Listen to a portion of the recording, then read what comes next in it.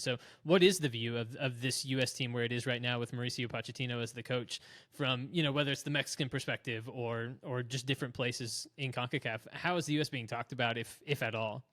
No, no, no. They definitely talk about the US. They talk, I think like when you travel in the region, you realize both politically and sporting wise how much of an impact the US kind of has where you wouldn't necessarily think. I'm not saying everyone, but like people in Panama for sure, like watch the NFL and watch the NBA and consume that regularly. And they also consume part of American culture. Panama's, interesting example because like the US invaded Panama. So you got a lot of American culture there. Partly it's cool, and yeah, they're watching the Chiefs game with me on whatever it was, Sunday Night Football or whatever. But at the same time, it's partly because of some pretty negative history.